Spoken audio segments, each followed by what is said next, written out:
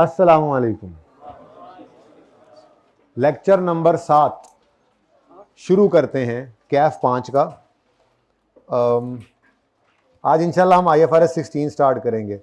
वैसे रूटीन के प्लान में तो हम IS 41 पहले करते हैं, लेकिन मैंने आपसे अर्ज़ किया था कि अब तकरीबन आज का दिन चलें, ये 6 दिन है अब, और उसके बाद अगले संडे को मिलाकर 7 दिन है, तो 6 और 7 13 दिन है।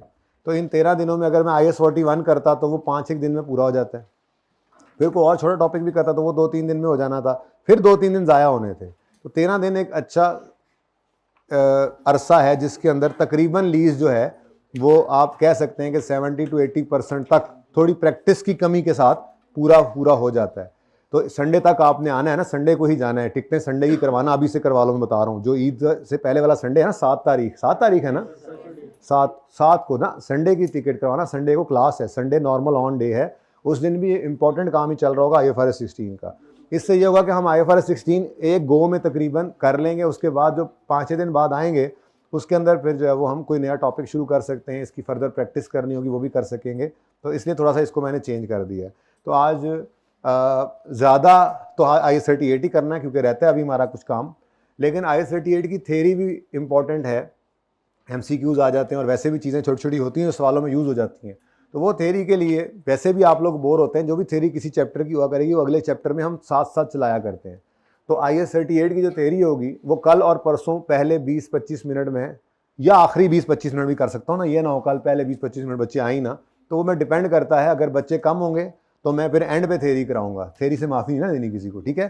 तो 20 से 25 दिन अगले 2 दिन हमारी ये थेरी IS 38 की चलेगी। लेकिन IFRS 16 आज हम उम्मीद है अल्लाह की ज़ात से आधा पौना घंटा कोशिश करेंगे कर लें, एटलीस्ट 30 to 40 मिनट्स। आज मैंने पहला सवाल आपको ज़मीन का लीज का करवा देना है इंशाल्लाह, ठीक है। चलें जी, आ जाते हैं अपने IS 38 के ऊपर। हमने वेबसाइट कॉस्ट को पढ़ा था, सही है। इसके अंदर यहां तक आप पढ़ाए थे, यहां तक कोई मसला है तो, यहां तक कोई मसला है तो बताएं। कितने बच्चे पढ़ के आए हैं? यहां तक कोई मसला तो नहीं है? हाइब्रिड में कोई भी नहीं पढ़ के आया? अच्छा, हाथ खड़ा करते करो यार, तुम तो भी देख रहे हो ना। मैं वेयर इज द चूहा? ऐसे, अब मेरे और करीब हो गए आप लोग। ऐसे, ये कैब वाले भाई के कैब के ऊपर पता है क्या लिखा है व्हाइट कलर से? ये दूसरी रो में बैठा हुआ है। पहली वाले को तो H नजर आ रहा है ना, H सा, ठीक है। वो अगला भी मैं पढ़ सकता हूँ, इसलिए बड़े ध्यान से बैठना आज, ठीक है। ये आंख ना मलो आखिरी क्लास में ऐसे ऐसे बैठ के, जाग जाओ अब, ओके। अच्छा जी, अब वेबसाइट कॉस्ट क्या पढ़ा था इसके बारे में? अगर हम वेबसाइट को इंटरनली जनरेट करें, वो इंटरनल यूजर के लिए हो तो चुप करके कैपिटलाइज, ठीक है, उससे फायदा ही हमें हो रहा होता है, ठीक है, और कई साल तक हम फायदा लेते रहते हैं, ओके। और अगर हमने उसको फॉर एक्सटर्नल एक्सेस बनाया है और वो सोलली फॉर एडवर्टीजमेंट पर्पज है, तो फिर चाहे आपको वो धोखे भी देता रहे सवाल के अंदर, प्लानिंग फेज, जाहिर सी बात है वेबसाइट ने बनना है तो प्लानिंग फेज भी आना है, फिर डेवलपमेंट फेज जिसको वो उस तरह से बांटता था, इंफ्रास्ट्रक्चर डेवलपमेंट, कंटेंट डेवलपमेंट, वो ग्राफिक डिजाइनिंग, वो कर भी रहा है तो वेबसाइट बनते हो ये खर्चे होने तो है ना, तो वो भी क्या होंगे? एक्सपेंस आउट होंगे, क्योंकि वो वेबसाइट ही किस लिए बन रही है? Solely for advertisement purpose. इसको साइड पे करो। असल तो ये है जो टेस्ट भी करता है ज्यादा, लेकिन 18वें सवाल में ये हुआ था, है ना। चलो कोई नहीं, खैर है। अच्छा, अब फॉर ऑनलाइन सेल अगर है वो, ठीक है, तो उसके लिए आपको कैपिटलाइज करना पड़ेगा, लेकिन उसके लिए फिर आपने थोड़ा सा कनॉलेज गेन किया था। वो कनॉलेज कुछ इस तरह से था, ठीक है। प्लानिंग फेज, फिजिबिलिटी बना रहे हैं, हार्डवेयर सॉफ्टवेयर डिफाइन कर रहे हैं, स्पेसिफिकेशंस क्या चाहिए, अल्टरनेटिव्स को असेस कर रहे हैं और सिलेक्ट कर रहे हैं प्रेफरेंस। इस अरसे के खर्चे, प्लानिंग फेज के खर्चे, ये क्या हुआ करेंगे जी? Expense. 4th, 5th, 6th, 8th रो और 7th रो जगह बना लें एक बच्चे की, प्लीज खाली रख लें। अब मैं दोबारा ना कहूं, अब अपनी अपनी रो गिन लें। अच्छा, ये सारे खर्चे जो हैं प्लानिंग फेज के, ये क्या होंगे?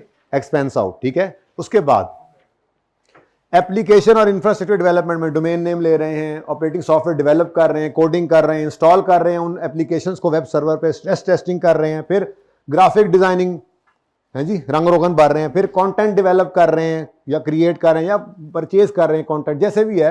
ये सारा कुछ क्या है? ये एक तरह की वो डेवलपमेंट फेज है जो हम कहते थे। यहाँ पे स्टैंडर्ड ने डेवलपमेंट नहीं बोला, स्टैंडर्ड ने ये 3 बोले, ठीक है। तो इस अरसे के सारे खर्चों को कैपिटलाइज करना है। अगर IS 38 का रिकॉर्डिंग क्राइटेरिया फॉर इंटेंजिबल जो है वो मीट हो जाए। और वो क्राइटेरिया 6 नहीं 8 मैंने कहा था, जेन में रखा करें 8 है। पहली बात सबसे पहली जरूरी है क्या, future economic benefits are probable, cost reliably measurable, तो फिर इंटेंजिबल को रिकॉर्ड करना है। अब अगर वो इंटरनली जनरेटेड है तो उसको डेवलपमेंट फेज में तब रिकॉर्ड करना शुरू करना है जब वो अगले 6 क्राइटेरिया भी मीट कर जाए। तो इस तरह से मैंने कहा था जबरदस्ती करके 8 कर लो, ठीक है। अब ये सारे खर्चों के बारे में उसने कह दिया कि इनको क्या करना है, इनको आपने कैपिटलाइज करना है अगर क्राइटेरिया मीट कर जाए। लेकिन लेकिन लेकिन इंटरनली जनरेटेड वेबसाइट है और है for online, for external access में, ऑनलाइन सेल वगैरह के लिए, पर उसमें भी अगर शुबा है एडवर्टीजमेंट का हो जाएगी, उसके साथ साथ हो जाती है ना।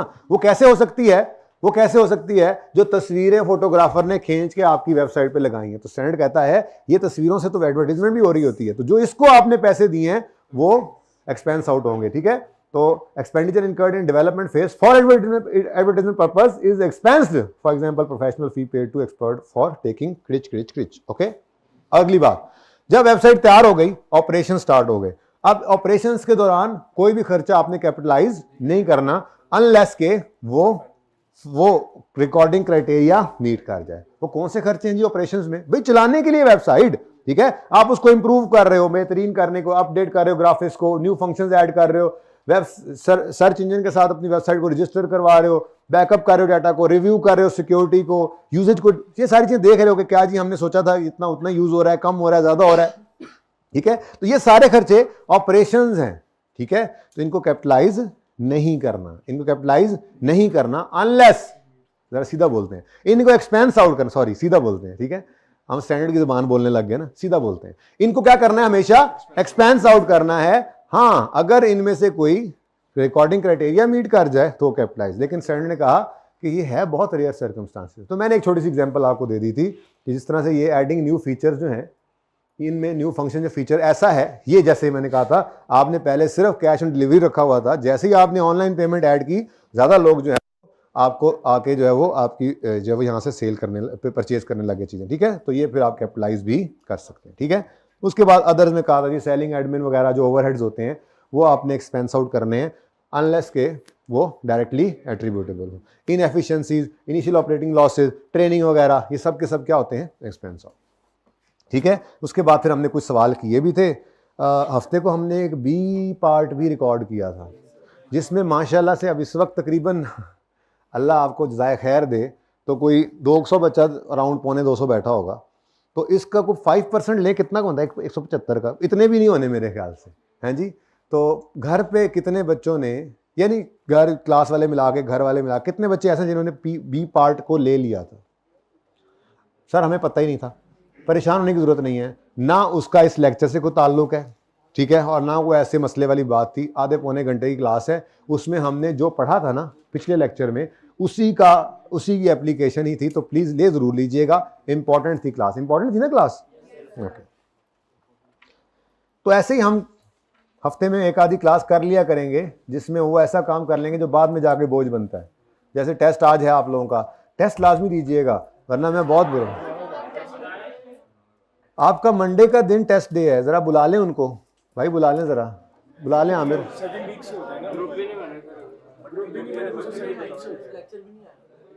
मैं हूं ना जी, मैं बता रहा हूं ना, मुंह ना स्नेहा देते रहे वहां, मैसेज को क्या करना है।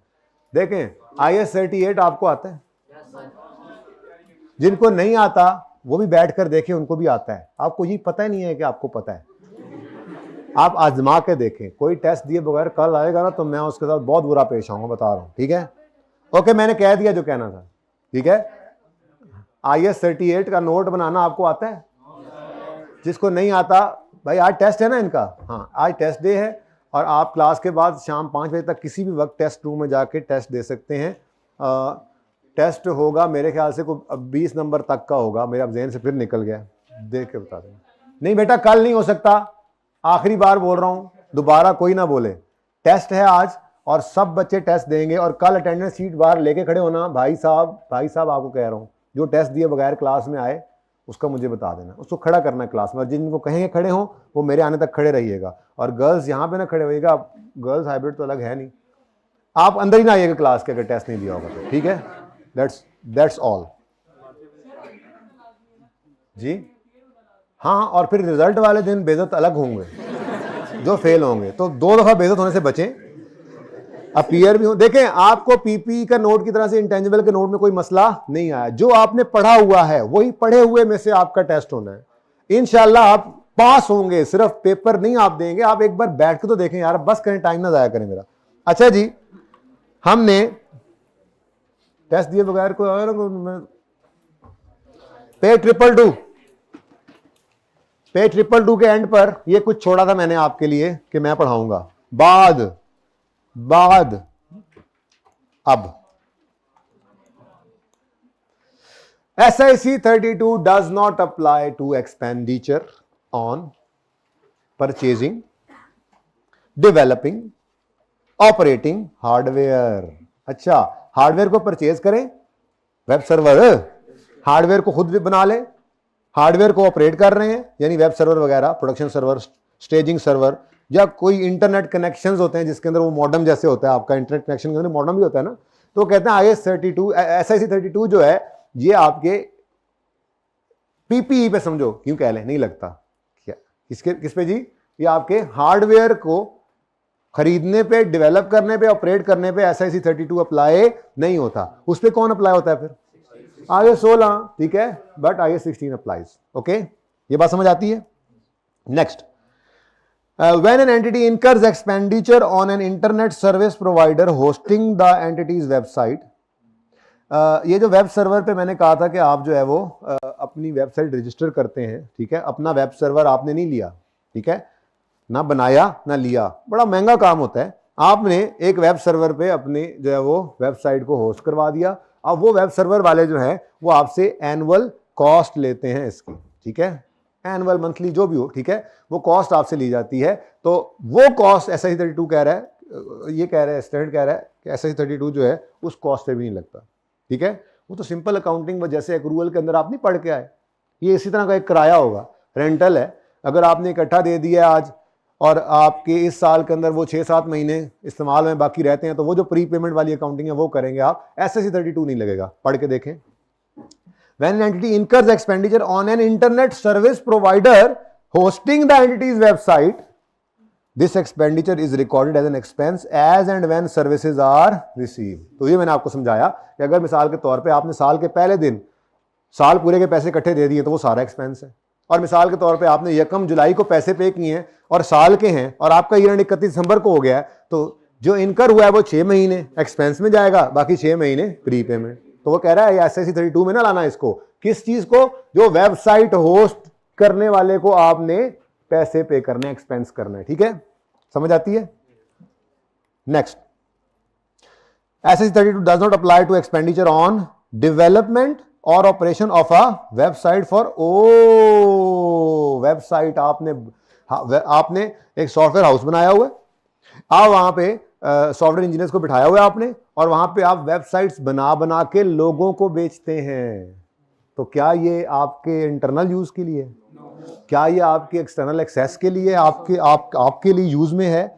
ये तो भाई आपकी इन्वेंट्री है, ये जब पड़ी होगी तो IS 2 लगेगा, और जब ये बिकेगी तो IFRS 15 आपने बिल्कुल एंड पे जाके इंशाल्लाह जो पढ़ना है सिलेबस में 13-14 दिन लगते हैं उस पर, और सवाल पक्का जिसमें से आता है उसमें जाके फिर इसकी अकाउंटिंग जो है वो सेल की डील होती है, ठीक है।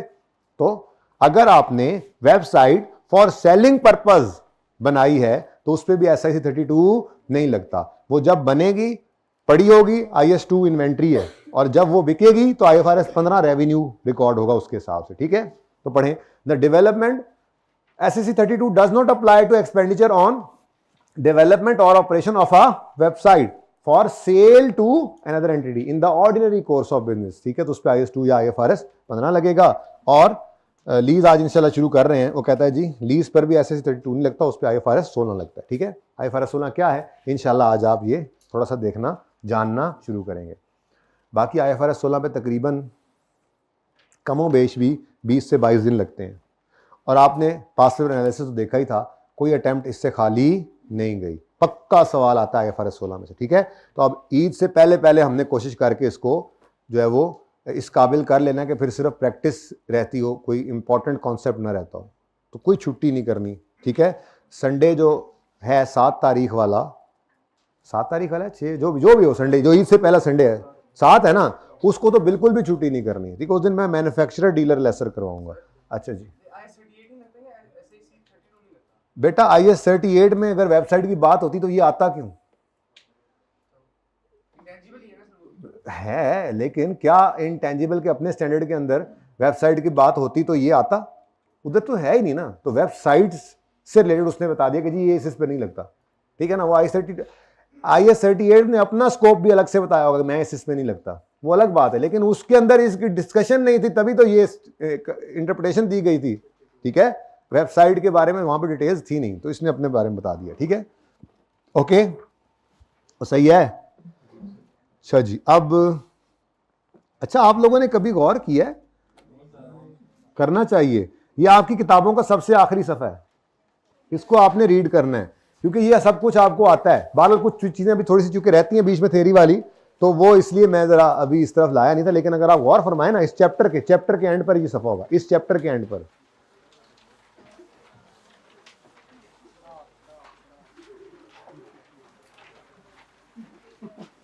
पेज नंबर 297 है जी,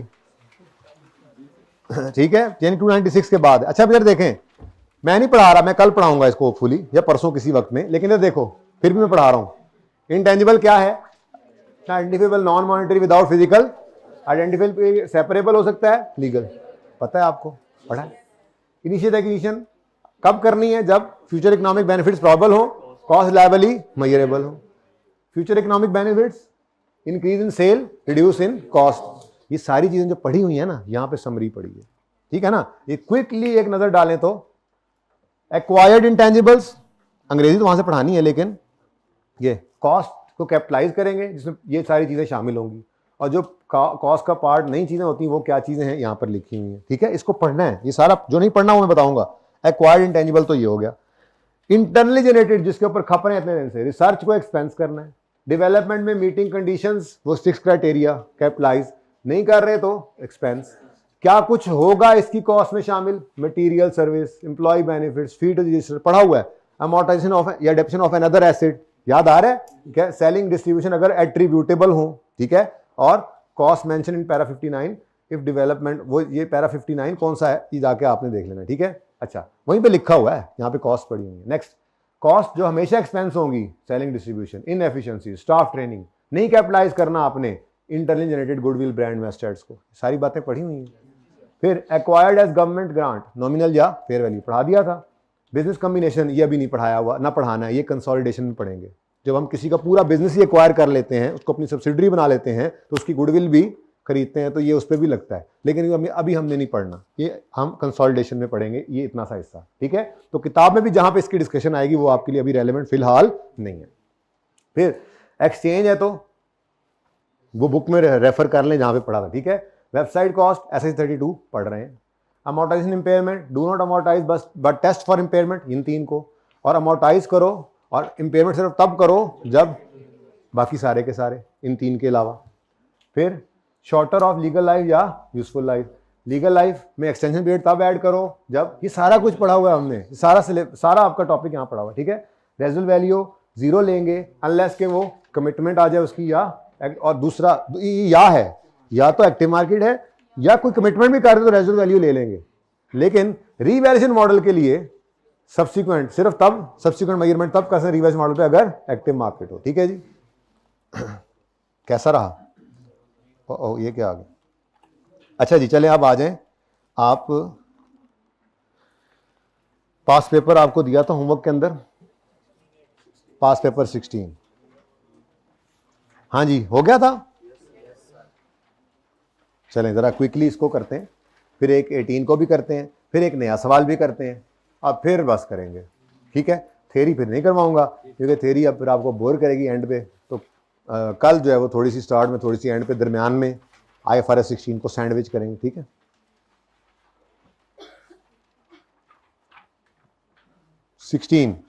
requirement, compute the cost of website. Oh website ISIC 32 easy ले रहे थे हम, 2 सफ़ों के ऊपर सारी कहानी पड़ी है, जिसमें से काम का समझो एक ही सफ़ा है, दूसरे में SIC 32 डज नॉट अप्लाई पढ़ा दिए, बाकी ज़बानी पढ़ाया हुआ है। याद रखना सिर्फ ये इंटरनल एक्सेस के लिए अगर है तो वो कैपिटलाइज है, और एक्सटर्नल के लिए है तो एडवर्टीजमेंट वाली एक्सपेंस, और इतनी सी बात है सिर्फ जो ऊपर लिखी सफ़े में, बाकी वो एक सफ़ा है। और सवाल देखो कितने आ रहे हैं, ठीक है। हाँ जी, कॉस्ट कैलकुलेट करनी है वेबसाइट की for initial measurement. Initial measurement at cost ही होती है। Also discuss the reasons for not inclusion of any. इस तरह का एक सवाल पहले भी किया था, उसने कहा था कि जिनको इंक्लूड नहीं किया उसकी रीजंस बताओ, ठीक है। ओके, अच्छा अब शुरू करते हैं जी काम। Ajwa limited is engaged in, Ramzan की है जी मुनासबत से ये किताब ज़रा, यार तुम और इधर आ जाओ, और इधर आ जाओ, उधर हो के बैठो, बैग उठाओ, वो जैसे बेदबी होती है ना आप लोगों की। थोड़ी जगह यहाँ पे रख दिया करो यार, मेहरबानी आपकी है। ये बैग मेरा उधर रख दो। अच्छा जी, Ajwa limited is engaged in the business of manufacturing and trading of consumer goods on 1 July 21। ये एंड हमारा क्या है, कहीं नहीं बताया हुआ। चलो, on 1 July 21 AL launched its own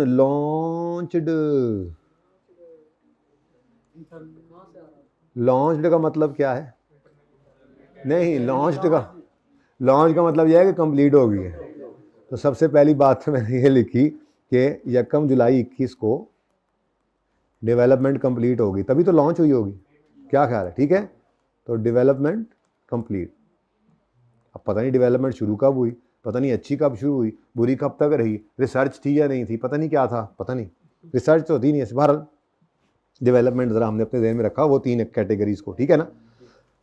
अच्छा जी, AL launch its own website for online sale of its products, ठीक है। तो ये कैपिटलाइज करने वाली है, एक्सपेंस आउट तो नहीं करेंगे। और 18वें सवाल में यही मुसीबत थी, एक्सपेंस आउट करने वाली थी। The website was developed internally which met the criteria for recording as an intangible on 1 May 21। तो 1 मई 21 पर रिकॉर्डिंग क्राइटेरिया मीट हो गया।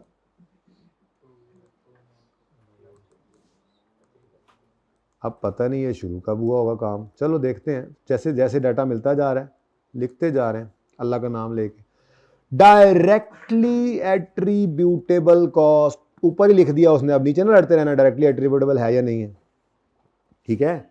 डायरेक्टली एट्रीब्यूटेबल तो है, वो अगली बात है कि फिर उसमें से जो प्लानिंग फेज का होगा वो एक्सपेंस आउट, और जो डेवलपमेंट फेज कह लेते हैं, 3 चीज़ें ना उसके अंदर आसानी के लिए कहते हैं। डेवलपमेंट फेज का होगा उसको क्राइटेरिया अगर मीट कर रहा है तो कैपिटलाइज करें, वो कह रहा है क्राइटेरिया मीट कर रहा है बहरहाल, लेकिन वो किस दिन से मीट कर रहा है? 1 मई से। अच्छा, अब वो कहता है, ज़रा पढ़ते चले जाते हैं, पहले सिर्फ ये डिसाइड कर लेते हैं कि कौन सी कैटेगरी में फॉल करता है। मेरा दिल है कि मैं वो सफ़ा ना ही खोलूँ, ठीक है, बगैर आप उसके देखें, आप भी देखें ज़रा। तो defining hardware and software specifications, ये तो प्लानिंग फेज है। सैलरीज एंड जनरल ओवरहेड्स, ये तो एक्सपेंस होते हैं। हाँ, ये ऊपर वाली लाइन जालिम ने लिख दी थी, तो अगर डायरेक्टली एट्रीब्यूटेबल हैं, हाँ अब देखना ये पड़ेगा, अगर तो प्लानिंग फेज से रिलेट करेंगे तो वो एक्सपेंस, और अगर डेवलपमेंट वाले फेज से करेंगे तो फिर कैपिटलाइज। सैलरीज तो आपको देनी पड़ती है ना साइंसदानों को, ठीक है, चाहे रिसर्च फेज भी चल रहा हो, ओके। अच्छा, उसके बाद डेवलपमेंट ऑफ कंटेंट, ये मुझे पता नहीं, ये इसमें ना बच्चों, इसमें एक्सपेंस भी होना है और इसमें कैपिटलाइज वाला भी होना है, ठीक है। अच्छा, उसके बाद डेवलपमेंट ऑफ कंटेंट, हाँ लेकिन एक मसला है, 1 मई, ओ यस यस यस, शुक्र है, चलो। अच्छा, साथ साथ ये भी पढ़ते चलें, 1 मई से पहले वाले खर्चे हम नहीं कैपिटलाइज कर सकते क्योंकि क्राइटेरिया उससे पहले मीट, चाहे उससे पहले डेवलपमेंट वाली कोई स्टेज भी स्टार्ट हो गई है ना, वो एक्सपेंसिव होना है, ठीक है ना। अब ये देखें अगर, तो लकीली डेवलपमेंट ऑफ कंटेंट ही किस दिन शुरू किया है? मई टू जून का मतलब क्या है कि मई और जून 2 महीने, यानी अगर ये 7 में से आपने 1 महीने का निकालना हो तो आप इसको यूं करोगे, डिवाइड बाय 2 × 1। वैसे कह रहा हूँ, बता रहा हूँ कि अगर आपने अलग अलग कर, मिसाल के तौर पे 1 महीना एक्सपेंस होता है, 1 कैपिटलाइज होता है, तो कैसे करते हैं? हाँ, तो ये 2 महीने की कॉस्ट है, ये बताना चाह रहा हूँ, ठीक है, डिवाइड बाय 2 × 1 कर देते। खैर, उसके बाद registering website with search engines, ये तो ऑपरेशन का फेज था, ऑपरेशन शुरू हो जाते हैं, तो ये तो क्या होता है? एक्सपेंस, ठीक है। एनुअल फीस अभी भी पढ़ा के आ रहा हूं, SIC 32 does not apply to, ठीक है। तो ये annual fees for web hosting, तो ये भी क्या होगा? Expense. Employees training training training हमेशा एक्सपेंस होती है। Discount offers for logging on website, ये सेलिंग एक्सपेंस, ये तो वो है ना कि वेबसाइट पे आने वाले को डिस्काउंट मिल रहा है, ठीक है।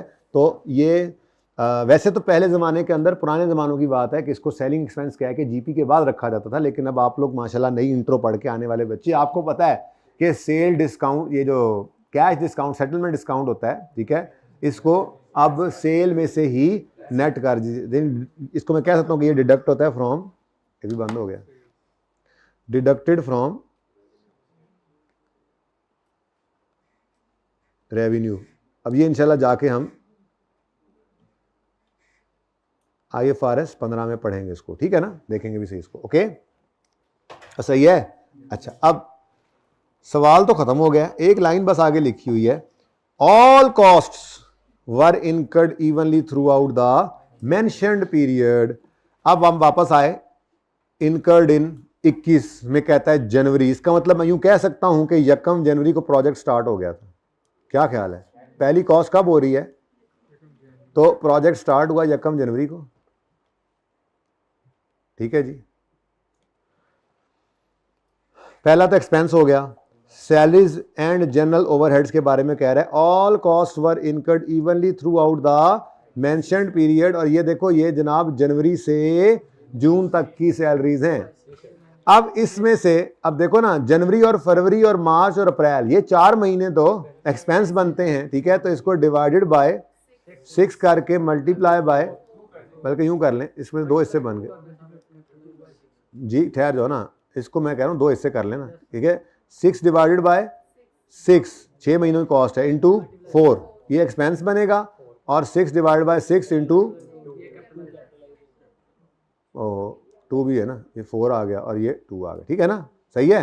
तो इसमें से 4 एक्सपेंस, 2 कैपिटलाइज, ठीक है जी। अच्छा, उसके बाद अगले तो सारे क्या हैं जी, एक्सपेंस ही हैं, जून टू जुलाई और जुलाई टू अगस्त, ठीक है। और मेरे ख्याल में तो आपके पास सिर्फ ये कॉस्ट निकल रही है 7, और इधर से मैं यूं कह लेता हूं, ये ऐसे लिख लेता हूं आपको समझाने के लिए, ठीक है। एक तो ये 7 हो गया, ये 7 है कैपिटलाइज होने वाला, आपने सवाल किया ना, मैं यहीं पे कॉस्ट निकाल रहा हूँ असल में, ठीक है। और उसके बाद इस 6 को डिवाइड किया, 6 मंथ से मल्टीप्लाई किया 2 से, तो ये आ गया 2। तो आपकी ये कॉस्ट होगी जनाब कैपिटलाइज 9। तो ये क्या है जी, कॉस्ट ऑफ वेबसाइट, ठीक है। तो ये कॉस्ट आ गई आपके पास, ये 2 कैपिटलाइज होने वाली चीज़ें थी, ठीक है ना, 2 और 7। इसके अलावा बाकी सारे के सारे क्या हैं, expense expense expense expense expense. अब ये सिर्फ एक्सपेंस क्या है कि छोड़ नहीं देने, इसके बारे में रीज़न देनी पड़ेगी, ठीक है। तो अब हम लिखना शुरू करेंगे, बल्कि आपने लिख ही लिया होगा, बहरहाल मैं बोल तो रहा हूँ फिर भी, ठीक है। आपने इसके बारे में लिखा होगा, इसके बारे में लिखा होगा 0.5 million relates to planning phase.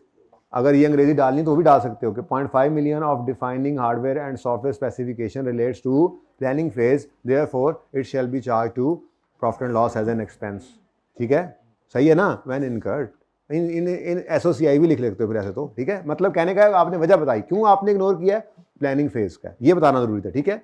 उसके बाद पहले ये सीधे सीधे वाले कर लेते हैं, सीधे सीधे वाले। उसके बाद registering website with search engine is an operational expense, therefore it is recorded, या it is ignored while calculating cost, या it is charged to expense when incurred, ऐसे कह लें, ठीक है। उसके बाद ये सारे इकट्ठे ही हैं, एनुअल वेब होस्टिंग के बारे में भी यही है, 1.5 भी यही है, डिस्काउंट ऑफर के बारे में आप कह सकते हैं ये मार्केटिंग एक्सपेंस है, तो ये भी क्या है, ये सारे के सारे, ऐसे आपने एक लाइन सबके बारे में लिख देनी थी, ठीक है।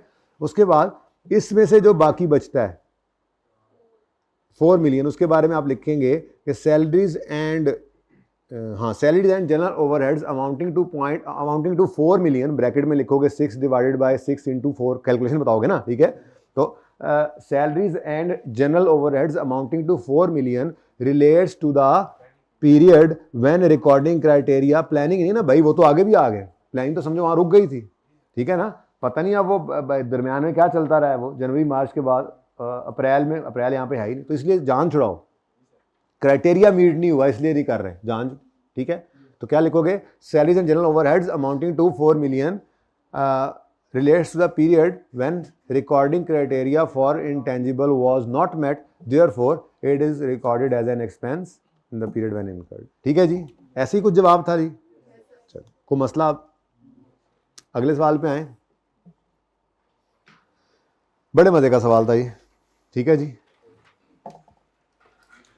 डिस्कस, आय हाय डिस्कस, ऐसे ही आप लोग इजी लेते हैं डिस्कस वाले सवालों को ना, क्योंकि पता है क्या होता है, कॉन्सेप्ट आ गया है ना तो पता है, समझ आ रही है, सवाल पढ़ते समझ आ जाती है कि जी क्या चल रहा है क्या है, तो उसको लिखने की जहमत ही नहीं करते, पर्चे में फिर लिखा नहीं जाता।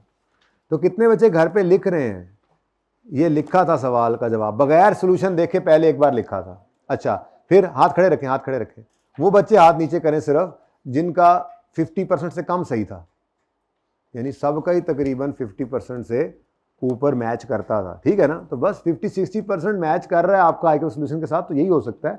हर दफ़ा उनका अपना सोल्यूशन, अंग्रेजी सोल्यूशन बनाने वाला चेंज होगा, अंग्रेजी चेंज होगी। तो मैं यार आपके सामने एक जुमला बोलता हूँ, थोड़ी देर बाद में दूसरा बोल रहा होता हूँ, तो बात बतानी है आपने जो भी है, ठीक है, वो पूरी बताई हुई हो और टू द पॉइंट हो। ओके सही है, चलें। अच्छा ये डिस्कस करें, how the above transaction should be dealt with in SS books for the year 30 June 22 in accordance with the IFRS। ठीक है, ऑन यकम जुलाई 21, 30 जून 2022 ईयर एंड है, ऑन यकम जुलाई 21 ये डिस्कशन चल रही है ना जी। अपना सवाल आता है तो फिर आप वाइट बोर्ड की तरफ जाएंगे। उदास हो गया बेचारा वाइट बोर्ड, असल में पिछली क्लास में मैं भी उदास हो गया हूँ ना, CMA की क्लास में उधर जा ही नहीं सका। ऑन यकम जुलाई 21 हमारे साल के पहले दिन, SL acquired a licence against cash consideration of 50 million। अरे ये तो वेबसाइट है ही नहीं, चलो जो है वो तो लिखें, सवाल तो है ना जी। SSC 32 पढ़ लिया तो अब क्या बाकी IAS 38 को आंसर नहीं करेंगे, पर्चे में आ गया तो करेंगे ना जी। SL acquired a licence against cash consideration of 50 million। SL incurred cost of 3 million which include refundable tax of 1 million for transferring the title। तो भाई 3 million में से 2 million को आपने ऐड कर लेना है, एक क्योंकि रिफंडेबल टैक्स है तो उसको लेकिन हमने ये सारा कुछ डिस्कस करके बताना होगा ना। Next, licence is valid for 5 years। जैसे ये लिखा हुआ था ना, लाइसेंस का लफ्ज ही आया था तो आप समझ गए थे कि इसने एक्सटेंशन वाला मामला करना है। But is renewable every 5 years at a significant cost of 40 million। अच्छा अब अगली बात, अगली लाइन जो है ना, है लाइन इसमें, इस सवाल में नहीं किसी और में, वो जो आज करवाना उसमें आई थिंक, चलो हाँ नहीं है इसी में, इसमें एक चीज है जो इसमें नहीं है, इसमें एक चीज है जो इसमें नहीं है। क्या मतलब, मैंने आपको बताया था, आप माने या ना माने, मैंने बताया था कि ऐसा ये IAS 38 ने आपके ऊपर नहीं छोड़ा कि आपकी इंटेंशन है आप रिन्यू करेंगे तो आप लाइफ में एक्सटेंशन ऐड कर लें, और अगर आपकी इंटेंशन नहीं है तो आप ऐड ना करें। बल्कि मैंने कहा था IAS 38 ने, स्टैंडर्ड ने पाबंद आपको इस पर किया कि अगर मिनिमल रिन्यूअल कॉस्ट, अगर रिन्यूअल कॉस्ट मिनिमल है तो ऐड करेंगे, आपकी नीयत हमने नहीं देखनी ना पूछनी। हालांकि बहुत ज़्यादा हमारी नीयत के ऊपर स्टैंडर्ड्स बने होते हैं, हम नीयत जो कर रहे हैं उस हिसाब से काउंटिंग चल रही होती है, बहुत सारे स्टैंडर्ड्स आगे आ रहे हैं। ठीक है, नीयत के ऊपर IFRS 9 के अंदर हमारी अकाउंटिंग बदल रही होगी। ठीक है, नीयत के ऊपर हमारी IFRS 16 के अंदर कहीं ना कहीं एक दो जगह पे हमारी अकाउंटिंग बदल रही होगी। तो नीयत हमारा का दारोमदार जैसे नीयतों पे है ना, तो बहुत सारी अकाउंटिंग ट्रीटमेंट्स का दारोमदार भी नीयतों पर होता है। स्टैंडर्ड ने उसका अलाउ किया हुआ है ऑप्शन आपको, लेकिन यहाँ स्टैंडर्ड ने अलाउ नहीं किया। और मैंने एक्सप्रेसली ये बात की थी कि स्टैंडर्ड ये नहीं कहता कि आपकी इंटेंशन क्या है, तो सही है ना। जैसे IAS 16 में हम कहते थे कि इकोनॉमिक लाइफ तो इसकी 25 साल है, लेकिन हमारी इंटेंशन है हम इसको 10 साल इस्तेमाल करेंगे, तो हम कहते थे इकोनॉमिक लाइफ को इग्नोर करो भाई, इंटेंशन क्या है, यूजफुल लाइफ, उसको पकड़ो। ऐसे ही है ना। तो कई जगह पे इंटेंशन हमारी जो है वो यूज करवाता था, लेकिन यहां पर लाइसेंस के केस में एक्सटेंशन को ओरिजिनल लाइसेंस की लाइफ में, लीगल लाइफ में ऐड करने की इजाजत किस बेस पर है, आपकी इंटेंशन की बेस पर नहीं, बल्कि मिनिमल कॉस्ट, अगर रिन्यूअल कॉस्ट अगर मिनिमल है तो स्टैंडर्ड कहता है आप ऐड करो, आपकी इंटेंशन से हमें कोई लेना देना, और अगर नहीं है मिनिमल तो ऐड नहीं कर सकते। अब सवाल में वो कहता है लाइसेंस लिया है इन्होंने 5 साल के लिए और वो रिन्यूएबल है हर 5 साल के बाद, लेकिन कॉस्ट सिग्निफिकेंट है 40, खुद बोल देते सिग्निफिकेंट। तो बस यहां पे हमारा डिसीजन हो गया, कहानी खत्म। ठीक है, हम क्या कहेंगे कि जी ये लीगल लाइफ जो ये 5 ही है और हम रिन्यूअल को लीगल लाइफ में ऐड नहीं करेंगे क्योंकि renewal is not at minimal cost. Okay done. ये तो धोखा था। बहुत से बच्चों ने इसको पढ़ के, पता नहीं आपने ऐसा किया या नहीं किया, शायद बात याद रह गई हो।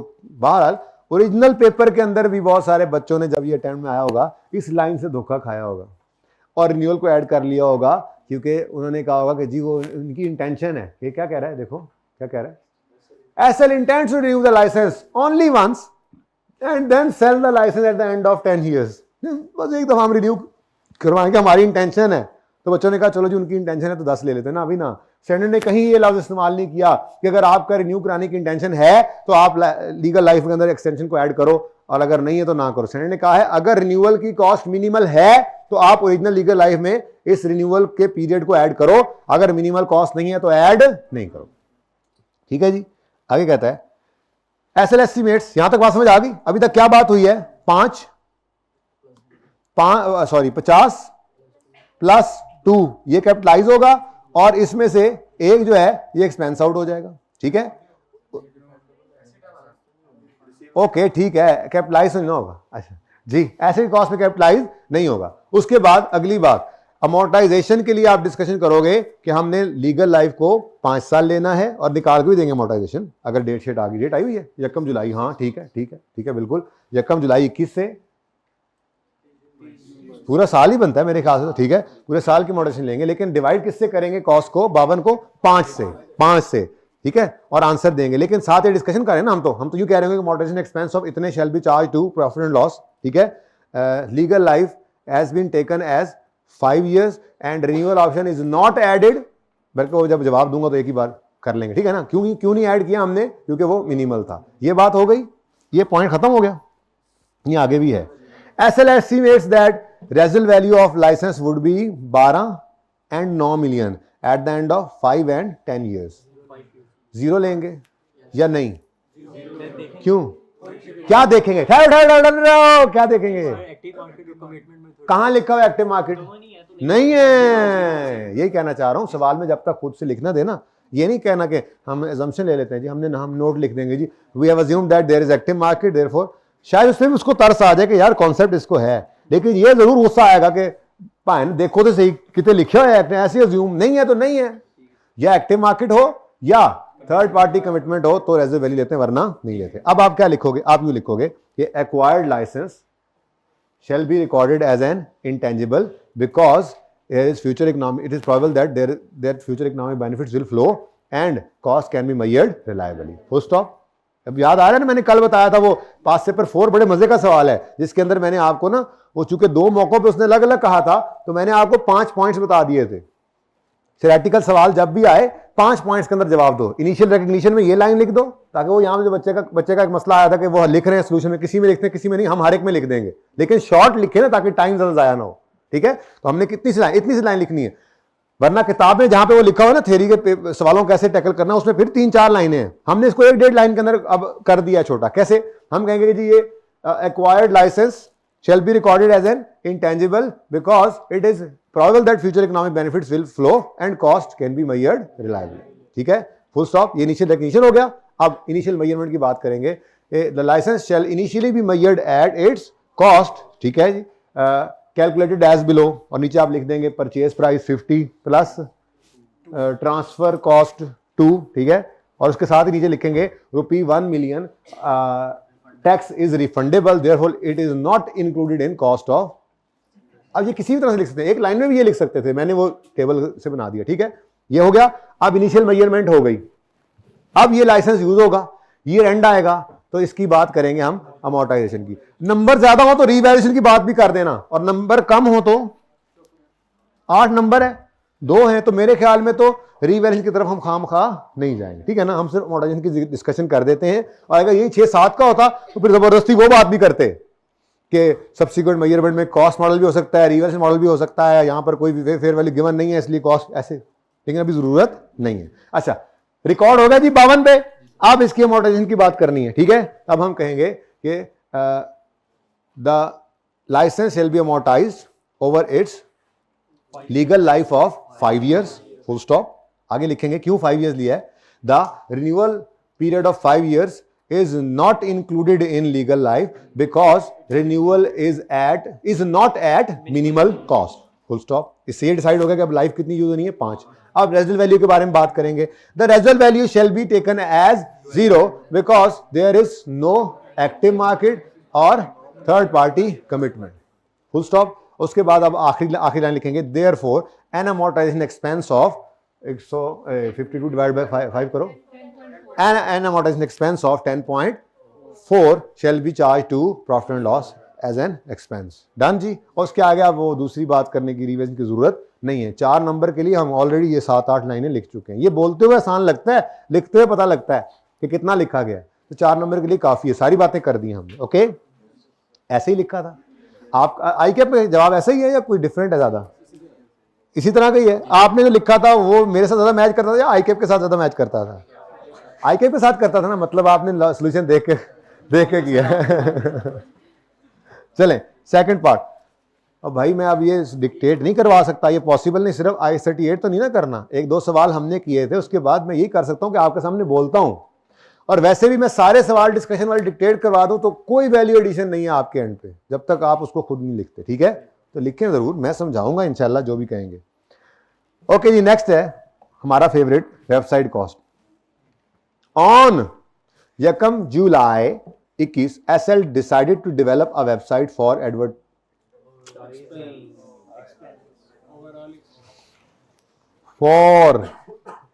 expense वाली है. चलो शुक्र है ना, इंटेंजिबल के तौर पे रिकॉर्ड करने वाली डिस्कशन करेंगे. हैं जी, ये शुक्र नहीं होता, बंदा परेशान हो जाता है यार, हम करांगे की फिर, है ना. नाम अमोर्टाइजेशन की बात होगी, है लीगल लाइफ, कुछ भी टेंशन ही कोई नहीं, है ना. For its products. अच्छा, SL believes that website would enhance the brand value अच्छा of the product and would also be used for providing general information. अच्छा ठीक है, sole purpose तो क्या है, तो इसको क्या करना है हमने, एक्सपेंस हैं क्या? नहीं, इनहेंस क्या, इनहेंस. हाँ, वो ये कह रहा है कि हमने ना एक वेबसाइट बनाई है जिसके ऊपर जो है हम अपनी मशहूरियां करेंगे. इधर देखना मेरे चांद, इधर देखना. हमने हंसते क्यों, है ना चांद. अब आपके अम्मा बाप को चांद कहते हैं नहीं कहते? अब वो अल्लाह उनसे पूछे, ऐसे ही मुझसे भी अल्लाह पूछेंगे की गल सी. अब क्या करें, बच्चे तो अपने चांद जैसे लगते ही है ना, अब जैसे भी हैं. अच्छा सुनो भाई, इधर देख भाई मेरे, इधर देख. हमने अपनी मशहूरियों के लिए एक वेबसाइट बनाई है. अब वो मशहूरियां जब होंगी तो हमारी ब्रांड की वैल्यू एनहेंस होगी या नहीं होगी? मतलब नाम बढ़ रहा है ना, वही लिखा हुआ है एनहेंस, तो एनहेंस कर रहा है ब्रांड वैल्यू. अब अगली बात आप कहोगे सर वो एसेट नहीं हो, इंटरनली जनरेटेड, तो वैसे भी ब्रांड जो है वो हम रिकॉर्ड नहीं करते, तो जितना मर्जी बढ़ता रहे. बट ठीक है, एनहेंस होगी, अच्छी बात है भाई. एडवर्टाइजमेंट करते किस लिए हैं? फायदा होता है तभी कर रहे होते हैं ना. तो हमेशा ही एडवर्टाइजमेंट आपको, आपके नाम को, आपके ब्रांड को, अपनी प्रोडक्ट को, आपकी सेल्स वगैरह को एनहेंस करती ही होगी. लेकिन मसला ये है कि स्टैंडर्ड कहता है आप कंट्रोल नहीं कर सकते कस्टमर को, इसलिए ये खर्चा जो है कैपिटलाइज करके आप इसको ऐसा ऐसा नहीं रिकॉर्ड करते. बस ठीक है, हो गया, एक्सपेंस हो गया, बस बिजनेस को फायदा होगा इंशाल्लाह उसको. अच्छा, तुम्हें एनहेंस के लफ्ज ने परेशान किया और तुम कैपिटलाइज तो नहीं कर रहा है? अरे क्या कर दिया अम्मा, क्या कर दिया कराची वाले भाई. अच्छा जी, ऑन यकम सितंबर 21 SL internally initiated development of website. अच्छा जी, इंटरनली बना रहे हैं. कब जी, कब बना रहे हैं? यकम सितंबर को शुरू किया. Website of the website which was completed on 31 January 22. Year end क्या है हमारा? 30 जून 22. ठीक है. Directly attributable cost incurred by SL for developing website were as follows. 2 million for planning the website, expense होता है. 7 million for acquisition of web server, ये तो PPE है. 3 million for content development equally in November and December. हमें क्या, वैसे content development क्या होता था, कैपिटलाइज. लेकिन मसला क्या है, मसला है ये. ठीक है, तो फिर तो सारी वेबसाइट ही क्या होनी है, अन्य वाह करी जाओ. 1 million for annual website hosting, ये तो वैसे ही एक्सपेंस बनती है. लेकिन खूबसूरत बात क्या है, इस सवाल और पिछले सवाल के अंदर फर्क क्या है, हमारा ईयर एंड है 31 जून 2022। वो कह रहा है 1 million for annual intro FAR 1 में रिवाइज कराया जाता है एक्रूवल। ये वही है, FAR 2 में भी आ गए, छोड़ेगा नहीं अभी। IAS 12 के अंदर दबा के एक्रूवल है, बैड एंड डाउटफुल डेट्स हैं। आप कहोगे हैं कितने पास गए हैं। इंट्रो वाली भी जाननी, ज्यादा इंट्रो तो FAR 2 में यूज हो जाती है, FAR 1 से भी। डरा नहीं रहा, रिलैक्स हो जाएं। यानी ये इंट्रो जैसी FAR 2 है, यानी इतना लेवल इसका नीचे इजी हो जाना है। आप लोगों को लगना है कि हमने इंट्रो पढ़ी थी बस उस जैसी है। ये FAR 1 बहुत मुश्किल है, बता रहा हूं मैं आपको, ये उससे बहुत आसान है। क्योंकि वो मुश्किलों के बाद ना आप इस तक पहुंचते हैं तो वो मुश्किलें आपको जो है ना वो आपको वो क्या कुंदन बना चुकी होती हैं। तो FAR 2 आसान है इंशाल्लाह। तुम फिर बोले हो, खड़े हो जाओ, खड़े हो जाओ। ये बोल रहा है जी, सुबह से मैं कह रहा हूं ना बोलो। ये इसकी शक्ल देखें बैठ। अच्छा जी, 1 मिलियन फॉर एनुअल, सालाना वेबसाइट होस्टिंग। भाईजान सालाना वेबसाइट होस्टिंग, सेठ साहब सालाना वेबसाइट होस्टिंग। आपने कल छुट्टी तो नहीं की थी?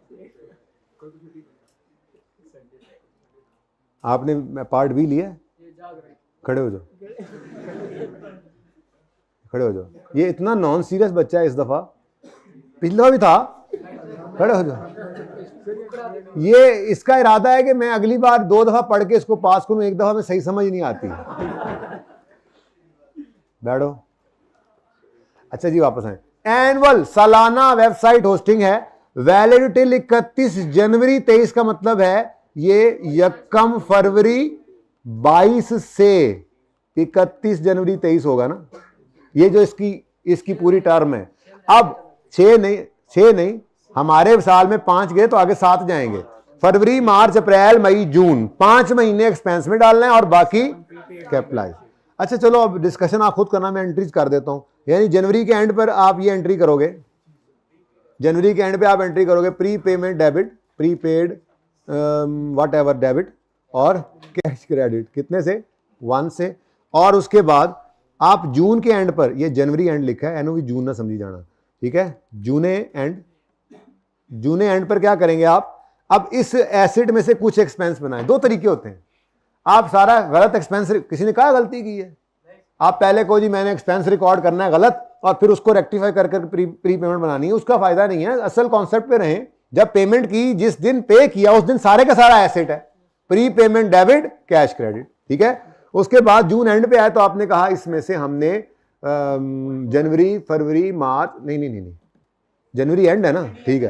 तो फरवरी, मार्च, अप्रैल, मई और जून, 5 महीने हमने यूज कर लिया। मतलब वेबसाइट हमारी चलती है, यहाँ पर ये एक्सपेंस बना ले। तो हमने यहाँ पर आकर एंट्री कर लेनी है, एक्सपेंस डेबिट 1 डिवाइडेड बाय 12 महीने का था एनुअल इंटू 5 जी 0.417 कर लो और प्रीपेड। अब आपने इसकी अंग्रेजी जो ऐसे लिखनी है, मेरा दिल कहा थोड़ी सी बता ही दूं। आप ये कह दोगे इसके बारे में कि ₹1 million for annual web hosting is prepayment and 0.4 million bracket में लिखोगे किस तरह निकला, ठीक है, shall be recorded as an expense because it relates to the period covered in our year, ठीक है। और उसके साथ ही दूसरी बात भी करनी जरूरी है। बाकी जो बचता है 0.6 मिलियन, उसके बारे में लिखोगे 0.6 million shall be shown as a prepaid fees या prepayment in the current assets in statement of financial position, ठीक है।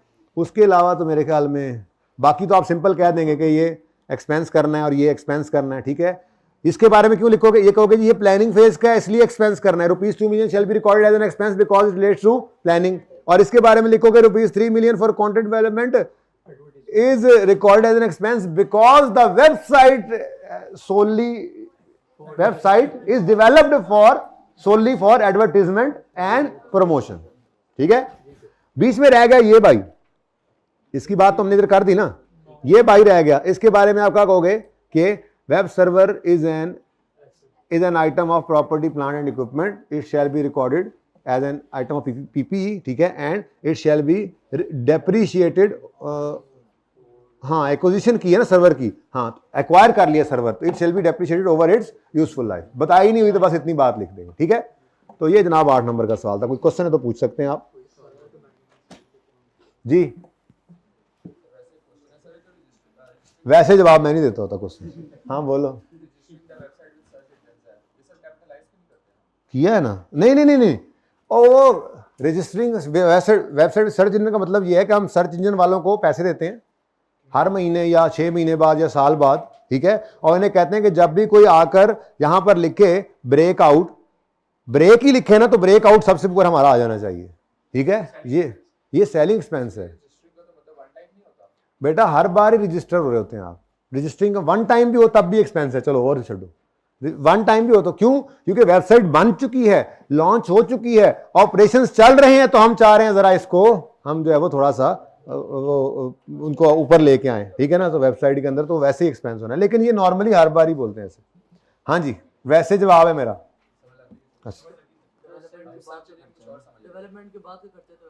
ऑफकोर्स जी, क्या हाल है? चलें आगे, चलो फिर question number 9, tulip. Question number 9 मैंने दिल में बोला था। कितनी देर हो गई क्लास को? 55 मिनट हो गए ना, 5 मिनट और करके पूरा 1 घंटा करते हैं इसको। उसके बाद अगले पार्ट के अंदर यार मैंने ना आधा घंटा IFRS 16 करना ही करना है, मुझे नहीं पता, ये सवाल स्पीड करना है भाई। डिटरमिन तो छोड़ो, रिक्वायरमेंट जरा बाद में, चलो पढ़ लो। Determine the revised amount of total assets, total liabilities and net profit. ये भी हो सकता है, FAR 1 में भी आपने करेक्शन ऑफ एरर पढ़ा हुआ है। तो करेक्शन ऑफ एरर के अंदर वो कभी रेक्टिफाइंग एंट्रीज ही मांग लिया करता था, कभी वो प्रॉफिट पर इंपैक्ट मांग लेता था, कभी वो कह देता था कि बैलेंस शीट इनकम स्टेटमेंट दोबारा बना दो। ये उसी का को हाइब्रिड है। प्रॉफिट की फिगर सवाल में गिवन है, एसेट्स लायबिलिटी से गिवन है, और वो कह है इनकी रिवाइज फिगर निकालो। मतलब ये कुछ गलतियां होंगी जिनके असरात लेने होंगे हमने। तो ऐसा काम यहां पे भी चलता है, रेक्टिफिकेशन यहां पे भी मौजूद है, ठीक है। करेक्टिंग एंट्रीज तो बहरहाल IFRS 15 के अंदर जाके बहुत ज्यादा मांगता है, और बाकी टॉपिक्स के अंदर भी ऐसे ही गलती करवा के कहता है, कभी एंट्री मांग लेता है। एंट्रीज वैसे ज्यादातर मांगता है, करेक्टिंग एंट्रीज ज्यादातर मांगता है IFRS 15 रेवेन्यू में। बाकी टॉपिक्स में ये वाली हरकतें करवा लेता है कि एंट्रीज करके उससे आगे भी पहुंचाओ, ठीक है। तो इस सवाल को पढ़ते हैं। हम अपना सवाल नॉर्मल तरीके से करेंगे जी, ठीक है। अपनी एंट्रीज करवाऊंगा मैं, आपको समझाना है ना मैंने, तो ठीक है। और वैसे भी अगर आपने ये इंपैक्ट लेने भी हैं तो आपको ओरिजिनल रॉन्ग रेक्टिफाइंग वाला काम करना ही पड़ेगा। वो अलग बात है कि ओरिजिनल रॉन्ग करके आगे ऑप्शन है रेक्टिफाइंग एंट्री करके पोस्टिंग करें, या ओरिजिनल रॉन्ग से देखते हुए आप इंपैक्ट यहां पे डायरेक्ट ले लें। आप रेक्टिफाइंग एंट्री ना भी करें तो उससे मांगा नहीं ना हुआ, वो देख लेते हैं, ठीक है। फिलहाल सब कुछ भूल जाएं, छोड़ दें कि रिक्वायरमेंट क्या है, छोड़ दें को गलती हुई है। फिलहाल सिर्फ ये सोचकर चलें कि हमने क्या करना था ओरिजिनल, वो तो ओरिजिनल कॉन्सेप्ट है ना, ठीक है। अब पढ़ते हैं। ड्राफ्ट वाली financial statements of Tulip Limited for the year 31 December 17 show following amounts. ये तीनों अमाउंट्स आ गई, ठीक है। While reviewing draft financial statements following matters have been noted. TL commenced development of a new product and company following directly attributable costs have been incurred up to launching date of this, and इसको छोड़ो, भी गलती बाद में देखेंगे, ठीक है। गलती बाद में देखेंगे, ओके। गलती है, ये गलती है, ठीक है, गलती है। ऐसे अन्यवाह नहीं करते होते। ये सवाल हमने किया था ना कल भी, शायद कल या परसों, कि जो किया था 9 सर, कौन सा सवाल था? 9/6 था, जिसके अंदर हमने पहले सारी डिस्कशन की और फिर बाद में लगा ओह उसने तो सारा कुछ CWIP में फेंका हुआ है, लेकिन डिस्कशन वाला सवाल था। ऐसे कैसे आप लोग कह देंगे कि नहीं किया हो? अच्छा जी, लो जी, staff salary, equipment, consumables, consultant fees, सारे खर्चे उसने बता दिए, ठीक है। वो कह रहा है ये डायरेक्टली एट्रीब्यूटेबल खर्चे हैं जो कि अप टू लॉन्चिंग डेट हैं, ठीक है। 1 जनवरी को काम शुरू हुआ, 1 अक्टूबर तक, यानी कि 9 महीने के ये सारे खर्चे क्या हैं? 9 महीने के। अब इसमें से अगर कोई एक्सपेंस की नेचर का तो एक्सपेंस बनेगा, जो ये रिसर्च वाला, जो डेवलपमेंट वाला है, ठीक है, उसमें फिर हम देखेंगे क्राइटेरिया कैसे मीट हो रहा है। अभी तक तो नहीं पता लगा, ठीक है। वह कहता है रिकॉर्डिंग क्राइटेरिया फॉर, ये अब बच्चों 2 गलतियां छोटी छोटी, इनको मैं छुपा करना, आप जरा आराम से सवाल पढ़ाना चाह रहा हूं, ठीक है। Okay done. चलो अब पढ़ते हैं सवाल को। बल्कि यूं करते हैं, टाइम तो मुझे पता है कम है, पर ये तो नहीं कि अब IFRS 16 मैंने शुरू करना है तो इसको दौड़ लगवा दें। तो आप ऐसा करें, आपके पास पूरे 2 मिनट हैं, आप इसकी ओरिजिनल एंट्री जल्दी से पास करें। 2 मिनट में आप कर सकते हैं इंशाल्लाह, क्योंकि मैंने तेजी में कुछ तो पढ़ा भी दिया। यहां से शुरू हो रहा है, यहां से यहां तक है, ओरिजिनल एंट्री जल्दी करें, हरी आप पार्ट 2 शुरू कर लें इतनी देर में, मौका है हमारे पास।